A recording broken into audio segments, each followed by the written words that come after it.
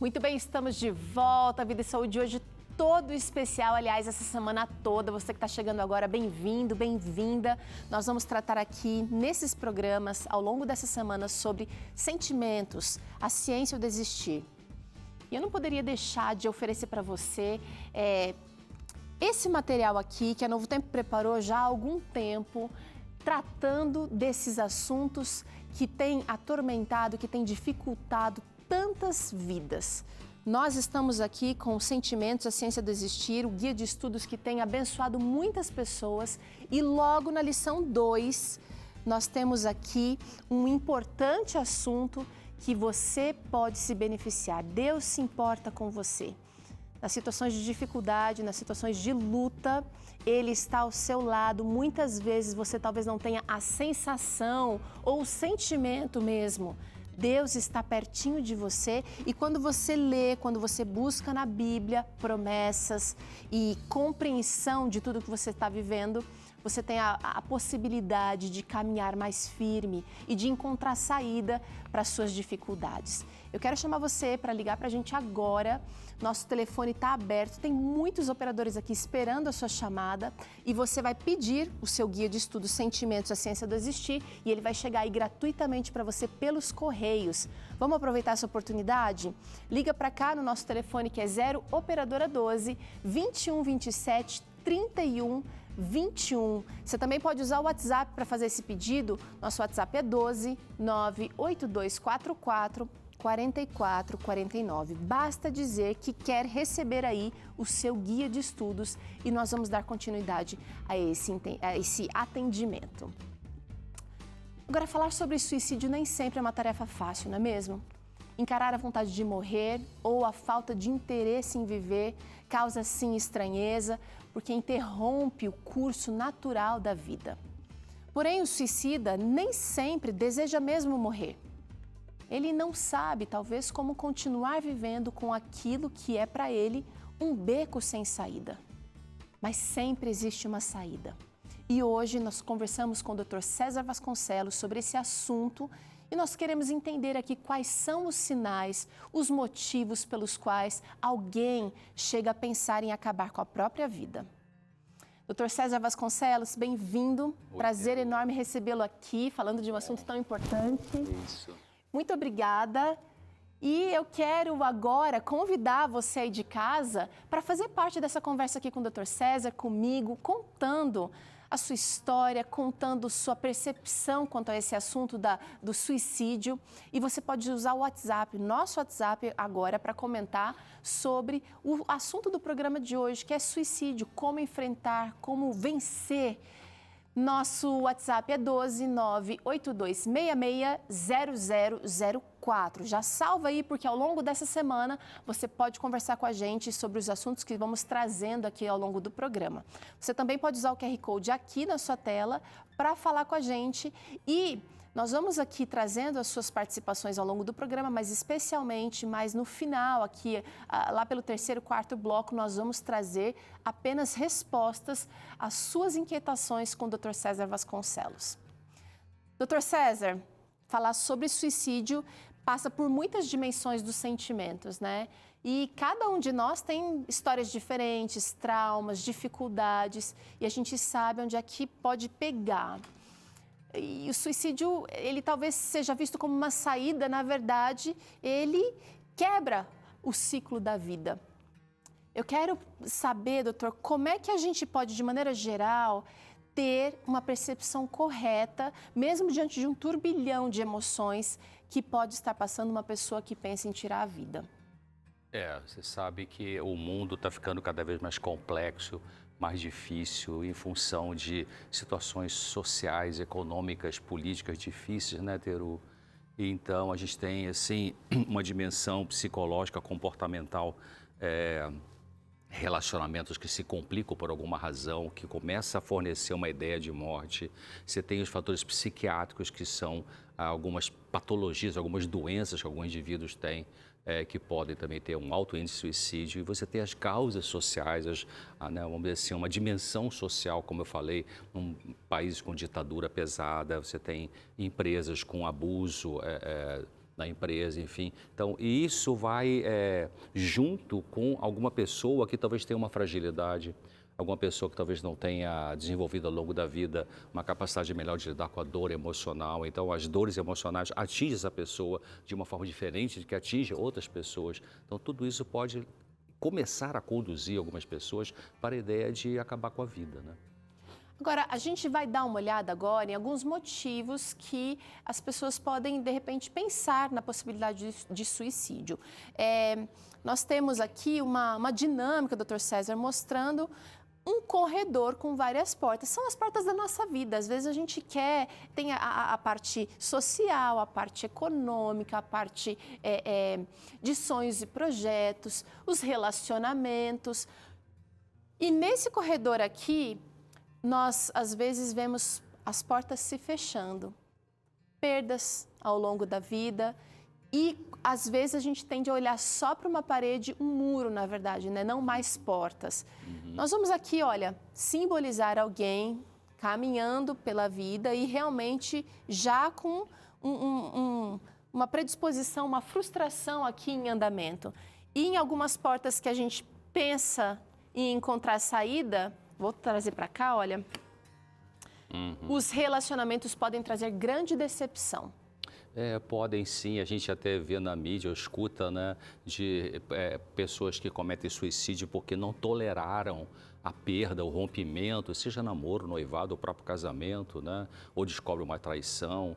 Então, tem pessoas que elas não aguentam esse tipo de dor por essa frustração, essa perda, e acabam até cometendo um homicídio, né, mata a pessoa que não queria perder e se mata em seguida. Isso é bem típico, aparece aí, vez ou outra a gente vê na mídia. Então, são casos em que as pessoas, às vezes, elas construíram uma fissura em cima de alguém, né? Elas não aprenderam a respeitar o limite do outro, ou outras pessoas que criaram um vínculo exageradamente... Uma expectativa, quem sabe, gigante em cima uma expectativa muito alta, fora da realidade do que o outro poderia ser, né? Então, são pessoas que, às vezes, elas não conseguiram manter a sua individualidade e fazer um vínculo afetivo.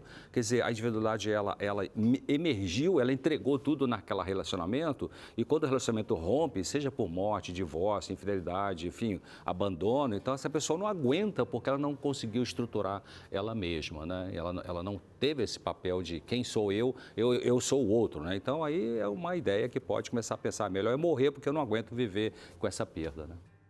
Vamos abrir outra porta aqui para mostrar que nesse corredor da vida podem existir sim becos sem saída que fazem alguém querer pensar em tirar a vida. Traumas da vida, traumas que talvez não foram resolvidos de infância, podem sim fazer alguém perder a vontade de viver, doutor César. Pessoas que viveram abusos graves na infância, adolescência, né, trazem isso para a vida adulta e depois vai viver uma coisa, talvez não com a mesma intensidade, mas para ela pode ser um fator gatilho, ela não aguenta mais aquilo, não estava bem resolvido, então ela pensa que tem que acabar com a dor e vamos acabar com a vida, né? Também traumas tem a ver Especialmente tem a ver com o passado, né, doutor César? A gente não consegue voltar lá atrás e resolver coisas. Não consegue, mas também tem muitas situações de traumas que podem induzir a suicídio que não tem a ver com o trauma do passado, tem a ver com o trauma do presente. Então, são pessoas, como eu falei, trabalham numa empresa, então tem um colega que é invejoso e começa a sabotar, né? Você tem um chefe que é sarcástico, né? Que é irônico, abusador. Então tem abuso, chama-se abuso moral nas empresas, né? Então o sujeito não aguenta mais isso, então ele acha que não tem mais saída, às vezes tem um casamento difícil, às vezes tem uma história de infância difícil também, e esses traumas vão juntando e chega uma hora que a pessoa não aguenta mais. Acha que não vai dar conta, mas o corredor da vida segue. A gente tem outra possibilidade aqui que faz perder a vontade de viver. Doenças, doutor César, doenças com um prognóstico difícil. A doença a gente pode pensar tanto nas doenças psiquiátricas, né? As três principais, assim, tem muito a ver com suicídio, os surtos psicóticos, né? A pessoa sai da realidade, uma esquizofrenia, uma crise aguda, a doença chamada transtorno afetivo bipolar, né? Que tem aquelas fases de muita euforia, uma hora depois muita depressão. Nessa fase depressiva a pessoa pode cometer suicídio, né? E tem também as pessoas com a própria depressão, sem ser o bipolar. Ok. Depressão grave, depressão pode ser Profunda. leve, moderada e grave, depressão grave com ideia suicida, a pessoa pode ter a ideia de morte. E também as doenças que não têm saída, né, clinicamente, doenças terminais, doenças graves, um câncer terminal, né, pessoa, uma esclerose amiotrófica bilateral, enfim, né, até aquele ator Doenças famoso. que degeneram, né? Doença degenerativa, aquele ator famoso aí, o Williams, né, que acabou com 63 anos de idade, Robin Williams acabou com a sua vida porque ele começou a perceber e teve um diagnóstico de que estava começando uma demência. Então, ele não tolerou aquilo, pum, acabou com a vida. Então, as doenças, para algumas pessoas, doenças graves que não têm cura pela medicina, pode ser um fator gatilho para induzir o suicídio.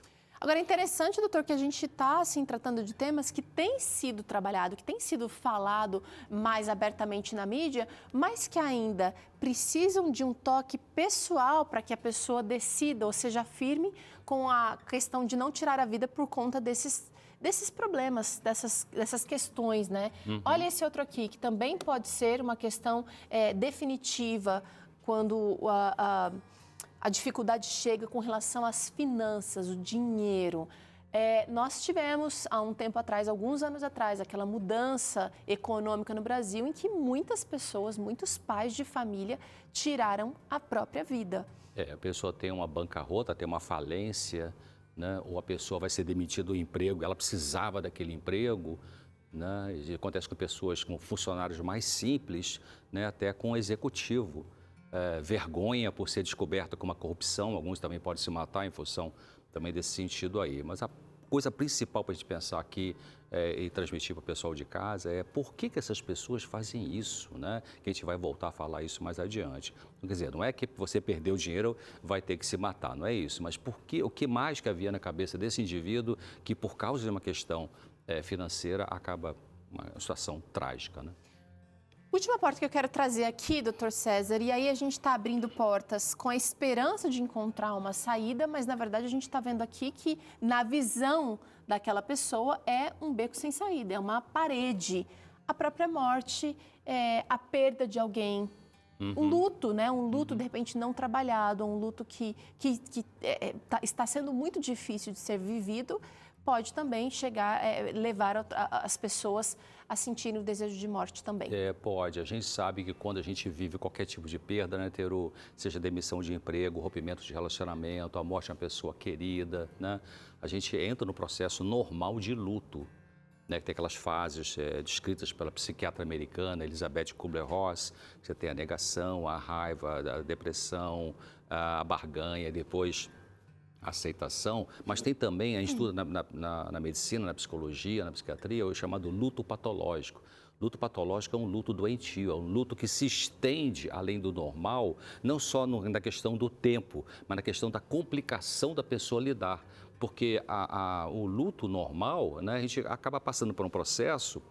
Vai ter choro, vai ter tristeza, vai dormir mal, vai ficar mais irritado, vai brigar com a vida, brigar com Deus, com o hospital, com o médico, né? Mas acaba que a pessoa depois ela vai com o tempo e aceitando a situação, ela resolve isso e passa a estar bem, vamos dizer assim, né? Depende da pessoa, depende da perda, depende o significado dessa perda.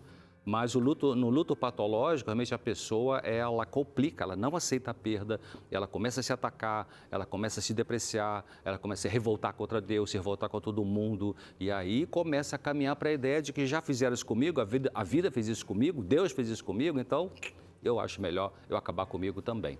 Agora, doutor César, é interessante que a gente trouxe principais razões aqui, mas podem haver outras. Nossa vida não é feita de um item apenas, né? A gente está vendo aí os traumas, todos nós enfrentamos dificuldades, uns piores, outros menos piores, mas acaba que a pessoa passando por essas dificuldades, ela afunila toda a visão de vida dela para esses problemas, para essas situações que a gente trouxe aqui. Algumas pessoas parecem que não dão sinais de que esses problemas estão realmente atormentando essas pessoas a ponto de elas pensarem em tirar a própria vida. Agora, eu quero trazer aqui alguns sinais que podem revelar, que podem mostrar que uma pessoa está pensando em se suicidar, porque é muito triste a gente ouvir as notícias de, olha, jovem, fulano de tal, tirou a vida, parecia que estava tudo bem, parecia que tinha sido resiliente e não deu conta, tirou a vida.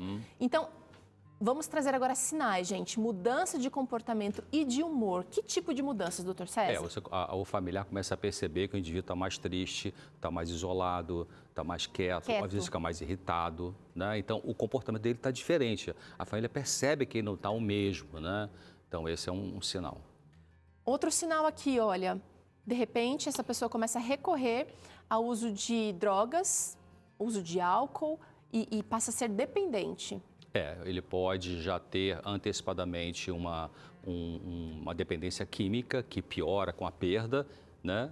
Ou pode começar a desenvolver essa dependência química, que é uma tentativa, pode começar pelo álcool, pode ser a droga de escolha inicial, né? Começa a abusar do álcool e, em vez de quem fazer o uso social, passa a abusar desse álcool e depois do abuso vem a dependência, que é uma forma de tentar anestesiar aquela dor da perda, né? E a pessoa, ela vai acabando, fica pior de tudo, né?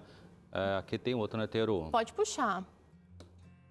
Essa pessoa, então, começa a enfrentar ou começa a se isolar socialmente. Isso é muito típico, sabe, de adolescente. Você sabe que a segunda causa de morte no mundo inteiro é suicídio de adolescentes, né, de 15 a 29 anos de idade. E o isolamento social é típico, porque geralmente o jovem adolescente normal, ele quer se enturmar, quer sair com a galera e tal. De um grupo. Começa a ficar sozinho, opa, o pai e a mãe tem que observar que alguma coisa está acontecendo. E é interessante que essa questão precisa ser analisada não só do convívio físico, doutor, mas hoje em dia também do convívio virtual. Porque hoje as pessoas se comunicam e se interagem muito socialmente através das redes sociais.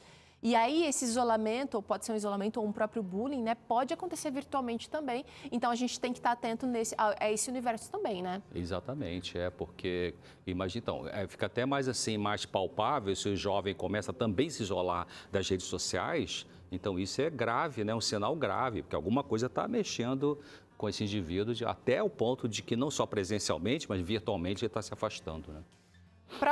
Próximo indício, pode puxar aí, doutor César.